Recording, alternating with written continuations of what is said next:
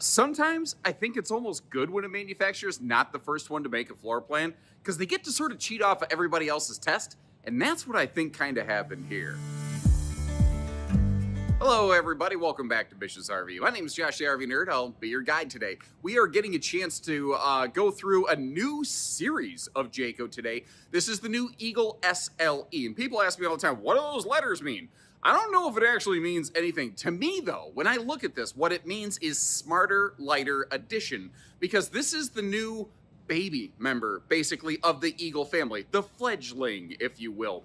But what's awesome about this is because they already had their big heavy-duty Eagle platform created, what they did here is just created a simpler trim package that comes in less money, less weight, and more towable. And those are some very nice qualities. Now, it doesn't have all the fancy pants razzmatazz of some of the other Eagles, but I don't know, for a person like me, I don't know that there's really anything here that I'm missing. So this floor plan is actually my personal favorite couples camping fifth wheel floor plan from pretty much anybody who makes it. You know, there's a lot of builders of a layout like this, and I'm going to leave you links to those in the video description so you can cross compare to make sure you're making the right decision. But what Eagle's bringing to the table is that awesome, like 100% ideal, practically travel access.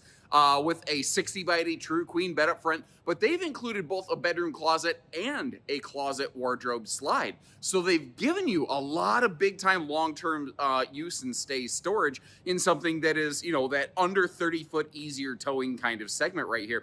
Carpetless, no floor vents either, but an enhanced heating system that won't leave you with chilly piggies if you're walking around in the spring and the fall time. Now, it still has the same general construction as all the Eagles. It still has awesome, just tons and tons of storage in this. And I do want to mention that we're looking at a prototype today. There's going to be some improvements, actually, that will go into the production model that aren't present here yet that I want to cover as we go. And as we go, I need to hear from you. What do you like? What do you dislike? Where did they nail it? Where did they fail it? Like if you had a magic wand and you could Tinkerbell one major change on this thing, what would it be? And if you appreciate how we get down here to get you the first look at the new stuff, hit that subscribe button. Let's get in there. And you know, I've been in and out of tens of thousands of RVs, quite literally, within my career. I've been doing this for about 16 years now. You know, I've literally seen over tens of thousands of RVs. I've never seen one that I'm like, that's 100% perfect. There's aspects of this RV I think are brilliant. There's a couple things going, you know. So I want to point out what it does, what it doesn't do, and let you decide what works. Now, up top here, they've maintained their whisper ducted air conditioning. You don't see the square, so you won't hear the air. That might actually be the original Nerdism number 37. Those two little funky grates that we're looking at, that's your air intake. And it acts like a muffler for your RV's AC system, so it doesn't roar like Katy Perry when you crank that sucker up, you know, in case you're feeling like a firework. Anyway, the thing is, it's a 15,000 BTU air. These are 50 amp. They are prepped for a second air. So if you need that extra AC power, that is something that like we could take care of for you. So like, let's say you're one of our, I'm just gonna throw out like Texas, California customers. We can crank the AC up on this thing. Jayco created their own heating system this past year, though. At a glance, it looks like the same ventless flooring system that so many manufacturers make. And I love, by the way, how the carpetless flap that hangs off the super slide, you might notice how it matches the main floor. It just looks so seamless and clean. Unless you point it out, you don't really see it. But Jayco still has the heat ducting running through the floor, so the floor stays warm and radiates heat in the RV. They just happen to have the actual heat duct exhaust points not in the floor. So it's, you know, no one else is exactly doing that. In the SLE series here, think of this like the baseline Eagle. So this is kind of the new standard where everything starts, that everything goes up from here. Like that's an 8 cubic foot, 12 volt compressor fridge, not a 10. So it's a little bit smaller, but they didn't waste anything. They put a bonus drawer down below it. And we'll make a pass later to go through and get all the storage opened up for you. If I'm eyeballing this when the slide is closed, and I'll also circle back to close the slide for you in road mode later, but I think the stovetop and the oven are going to be about the only two things that are effectively lost while this RV is closed. Everything else will be accessible and or functional. Now, what I'm looking for, because we have awesome countertop space here, and I am impressed with the fact that they did this in a way where there's no giant seam over here. Most other manufacturers I've seen with this floor plan, there's like a level change, or there's literally a seam cut through the middle of the countertop because of supplier limitations. So evidently they planned this one out a little bit differently, so you don't have that potential water penetration point right there, which I think is kind of brilliant. But where's my power outlets? I've got a set of outlets. Okay, upper right corner, you can see between the stovetop hood and the light, and then upper left corner over there. I would love some pop-up power towers, but this SLE series here, that's probably going to be one of the smarter features where it's a little more budget sensitive. The pop-up power towers I really like. Some people don't. I like them. But they do cost significantly more, about 5 times more than just a conventional outlet. So that's why sometimes on some more budget-focused RVs, you don't see those, because the idea is like, well, you know, we're trying to keep the budget in check here, and that's just kind of how it goes. Now, if you don't like that, that's okay. There's other RVs that won't do that. I just kind of want to point out what is and what's not. Working our way around here, the posts for the dinette are my least favorite selection personally. I call them knee knocker posts, but again, that's a symptom of this being a little more budget sensitive. Here's the good news. They don't have to be there. You could absolutely just unscrew those legs, remove them, and for like, what, $42 plus Amazon Prime and shipping or whatever, you could get a set of free floating folding legs, and you could, you know, keep the tabletop and just change the legs out and have a free floating table if you are so inclined. Now, the TV right here, this is one of the little things that's going to change when it moves from production, or rather from prototype to production. They're going to kind of revise the entertainment center a little bit, so the TV's a little more flush with the cabinetry, so it's not sticking out so far. It's not a major change, but when I'm aware of little differences like that, I do want to point them out. I need your input on this. Like Johnny 5, I need input. If anybody, does anybody remember Short Circuit? As a kid, I loved that movie. When the robot pops around the corner and says your mama was a vacuum cleaner, I about died. And frankly, I was 5 years old then. I'm 42 now. I would still have the same reaction because I'm a Toys R Us kid. I don't grow up. Anyway, I'm like Peter Pan and the Lost Boys. When you sit down, you've got some decent campsite direct viewing, and obviously those windows wrap all the way kind of around the kitchen area here. So when you sit down at the sofa, the viewing is pretty decent. Oh, hello. There's an extra set of household outlets under that overhead cabinet to the next to that right light right over there. But the door, it doesn't have a window. But a lot of RV doors have windows with no privacy shade. So what they did here is they gave us a little hotel-style peephole so that if somebody knocks on your door, you can see who they are while you still maintain privacy. And this floor plan has some other window coverage in the meantime. I'm not trying to sell you on that idea. I'm trying to ask you, what do you think about that? Like, is that a hit? Is that a miss? I don't know. I'm kind of curious to know what you think. There is one thing here. We're talking about power outlets. I appreciate how there's some outlets under that overhead cabinet. I would like it if they were brought down a little bit further, because that's a tall gap. Like if you were going to use that as a phone charge station, you're going to have a long cord kind of dangling down, and that's not exactly my favorite way of going about things. Now, they don't do like all the fancy pants smart command systems in here, and frankly, I'm okay with that. You see how there's just a light switch built right into that slide? Physical switches is my personal nerd preferred way to go, because if they, first of all, they happen to fail less, and when they do, they're a lot easier to change out. Now, again, since this is a brand new product series, I haven't yet had the full details of this presented to me. So what equipment might be optional, I'm not sure. And the reason I'm specifying all this is, like, today we're looking at a trifold sleeper sofa hide-a-bed. I don't know if they plan on offering a theater seat. So let me ask you, if you had the choice, if an option was available, which one of those would you rather go with, theater seat or trifold sleeper sofa? No wrong answers, leave me a little note. By the way, before I forget, that is a smart TV right there. So whether you're in the Netflix and chill phase of your relationship, or if you're in more of the Amazon Prime and commitment era, you're good either way, effectively. Now, if you're new at the channel, one of the things I really try to do hard is I try to point out the good with the bad. Now, this is a prototype, so this is not set in stone, But I walked in here, I started opening up all the storage, and I went, where's my drawers? Now, this RV technically has two drawers as we're looking at it today, but they're both at ankle level. Neither are what I would consider utensil drawers. And at first, I was a little annoyed by that. And then I reached out to the Eagle brand manager. His name's Rudy.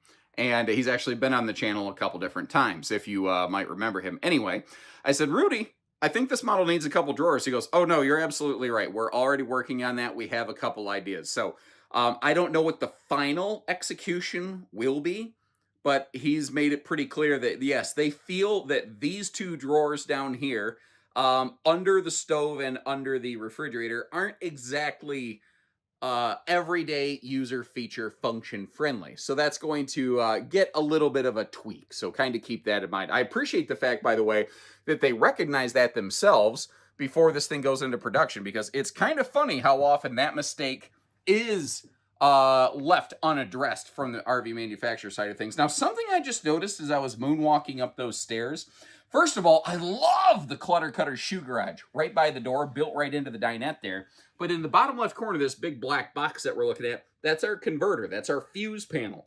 So it's basically the slide out is not going to block access to that. The way they did it was brilliant. The space under the bathroom beside the steps was unused. And they said, why don't we put something there? Now, my vest pocket was hooked on the bedroom door, so pardon me for pausing right there. One of the other things I like is when you slide that privacy door for the bathroom out of the way, you have some really good elbow room there. And the shower, I'm a little bit over 6 foot tall, plus I'm wearing some very thick-soled shoes. I was just able to fit up in that shower without my head in the bubble. Like, my peach fuzz was just tickling the frame of that skylight right there. I'm not saying it's ideal. It just barely counts, but I don't know, for me, it counts. Now, this is the more basic series, so it's got the more basic bath fan kind of solution. It's not necessarily my favorite thing, but again, I'm not going to forget to point something out just because it happens to not be the most attractive quality. I want you to know what you are and what you're not getting out of this. Now, that is a large mirrored medicine cabinet, and they do have a pretty decently sized sink, but an interesting thing here is they allow you to pivot this this faucet, which a lot of manufacturers don't offer, just little tiny details like that. And when I mentioned that they had no floor heating ducts, I meant through the entirety of the RV. There's a lot of brands that absolutely condemn floor heating ducts, and then they use them in the bedroom and the bathroom. They just don't use them in the living room. They just don't seem to mention that. I think that's a pretty interesting little coincidence there. Anyway, looking on the left side of the screen, the storage below the sink, pretty straightforward. Not too bad. I'm not upset with that at all. But this over here, this big chunk of linen storage, if you notice, goes way, way, way back in there. This is actually bedroom, bathroom shared, which is not like revolutionary. It's actually become pretty industry straightforward and standard at this stage, but I thought I'd point that out. Another thing that I like here is your switch for your bedroom closet slide and your lights. They're all contained up here in the bedroom, and this switch allows you to physically see the slide open and or close so that you can verify the line of sight is clear and that you're not smashing anything. Now, again, this is a 15,000 BTU single central air standard. You can get the second AC up here added if you are so inclined. Now, this SLE series, you know, the order of operations again goes SLE, HT, and then Eagle. And one of the things it does differently is that it's a 60 by 80 true queen. When you move up into HT, you tend to run into a lot of 66 by 80 Olympic queens. Then when you go into full Big Bird Eagle with the bed slides, you mostly run into 70 by 80 king beds. So depending on which series you're looking at, the bed is actually kind of follows the general trim package, if you will. The bedside stands here, though, they are nice and big and wide open. And if you notice, if you get a chance to review one of these in person, any of those power outlets that have the white sticker on it, like you're looking at right there, it's telling you it's inverter prepped. So this is ready for a 2000 watt inverter, and there is an optional package that can get that slapped on from the factory, or, you know, we could take care of that for you. But I like up here in the bedroom how they added some USB plugs on both sides of the bed. I think that was also a nice touch. Now, what I've not done yet is lift up the bed, and I'm really curious to see if they did it right.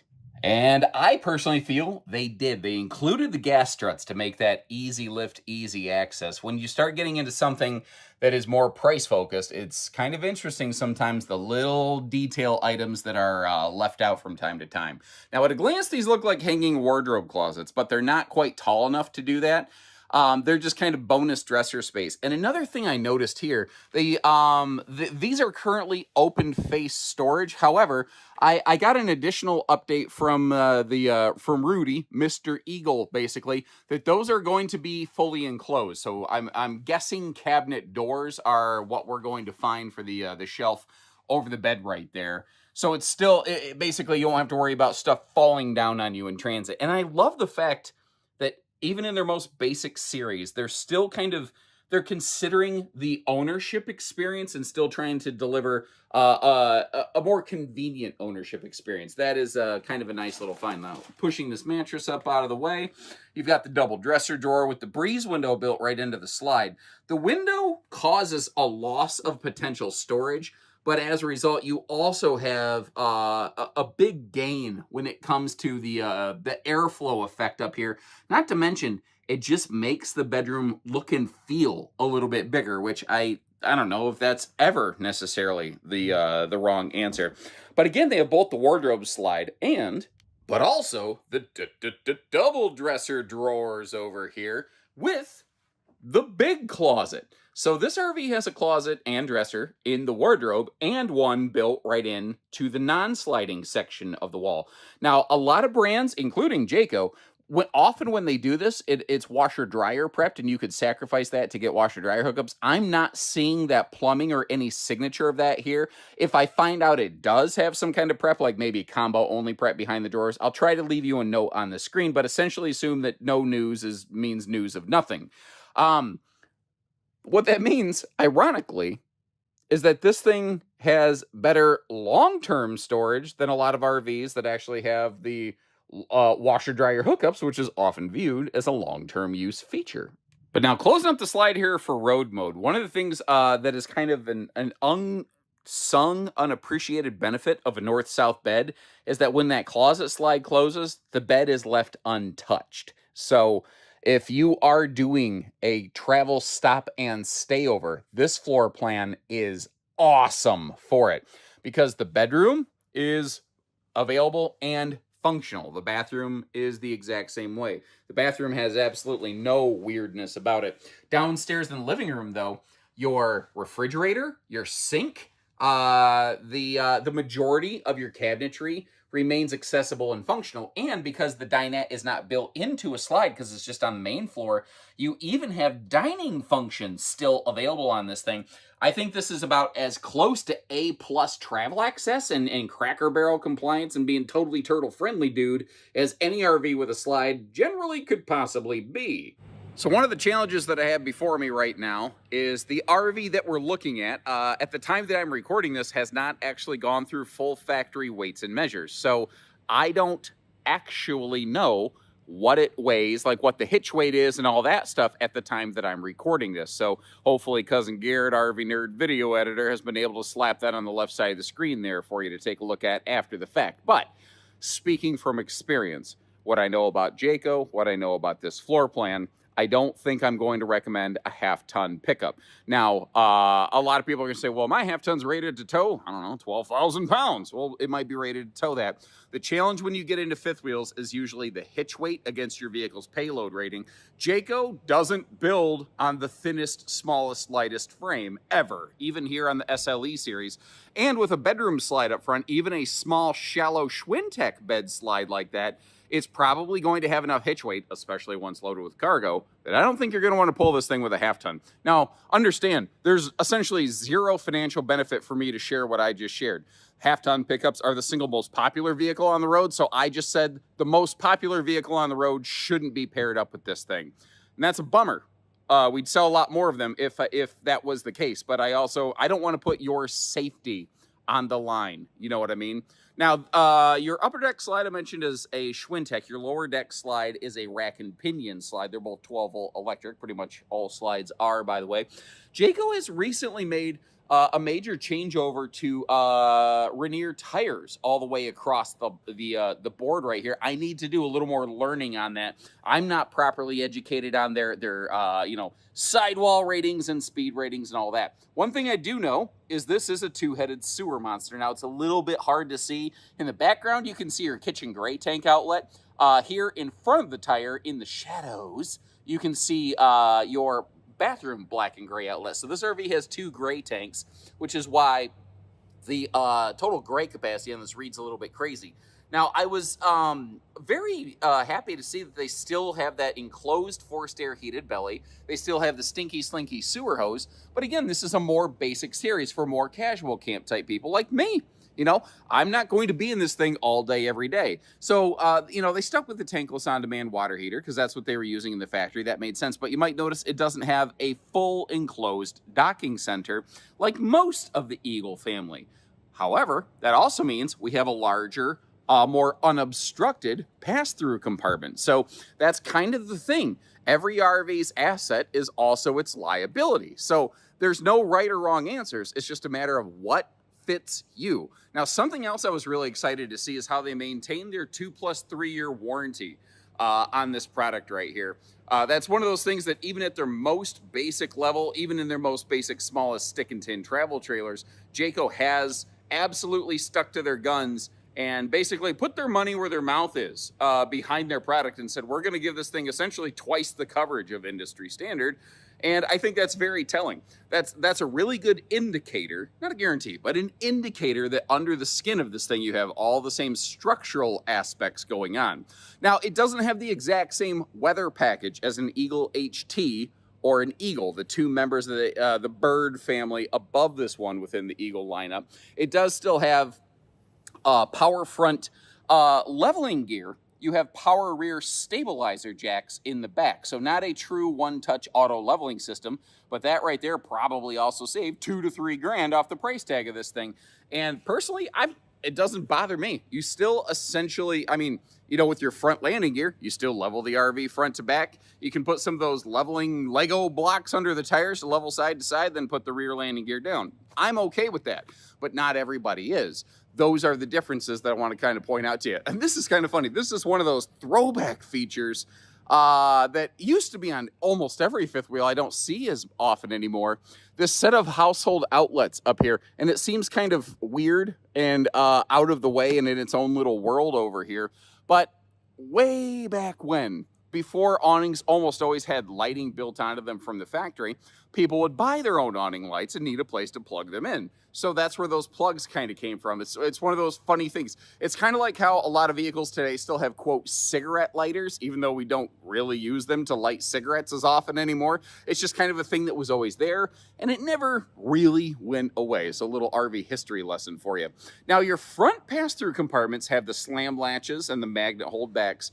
Well, all of your compartments, like the rear compartment on this also has magnet holdbacks, but this one has the slam latches. I do like how there's none of that felt carpety kind of stuff down in here. They could have saved a little bit money by going to that instead of the like toy hauler rubberized flooring that you're looking at in there, that diamond flooring. But I'm kind of glad they didn't, because it helps keep your cargo from sliding around, and God forbid you load something up when it's a little wet. It doesn't tend to hold that moisture and sit there and get musty. You still want to air it out at some point, but it's not that bad. Again, from the outset, what do you think about the entry door having that little peephole but not having a full window? I got some interesting little mixed emotions on it. I'm not really sure what to think. I've never seen it done a lot in the industry, so I don't have a lot of consumer feedback on it. Cedar Creek had done that for years. So I don't know, maybe some Cedar Creek owners are watching this and they can share some insights. Now, the compartment back here, they don't force a camp kitchen on this thing.